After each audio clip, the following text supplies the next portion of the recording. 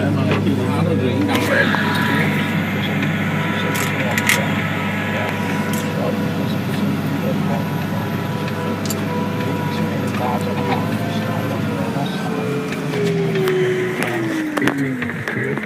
Og det har jeg oplevet nogle gange, og det er jo helt fantastisk. Så man behøver ikke at være på Stormhøj eller noget som helst. Man behøver ikke at stå, man behøver ikke engang at løbe. Nej, han kan sidde stille og roligt og koncentrere sig om det. Det er jo fantastisk vildt. Godt, og hvad vil du sige?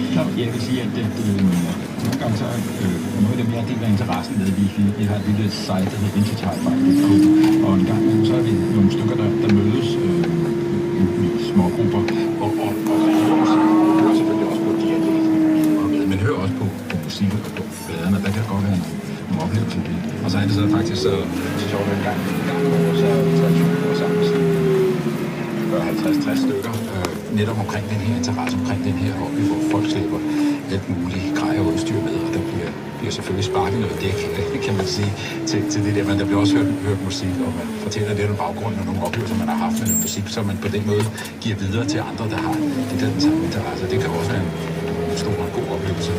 Og så har jeg et kontroversielt spørgsmål, fordi hvad med kvinder i dansk hi-fi? Jeg har ikke fornemmelsen af, at det er en interesse, der deles af så mange kvinder. Det tror jeg, du har. Ja. Det er desværre repræsentativt i studiet i dag. Ja. Der er mange. Men findes der nogen? Fordi altså, jeg vil sige, at hvis man gerne vil fitteres, så tror jeg, at man skal tage til hi-fi med som kvinde. Ikke? Fordi at der er...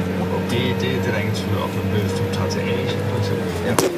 Så er der masser af der er sådan meget med en familieting.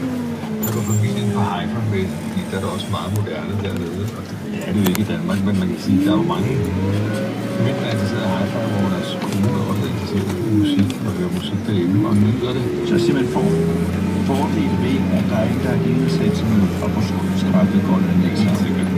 Der er bare muligt. Men hvad så her til sidst? Nu har vi snakket om de her små irriterende, men der er ikke de her små ørsepropper i de her, som folk som er billige og dårlige. Hvad så, hvis man køber på rigtig gode høretelefoner? Hvad er jeres holdning til det?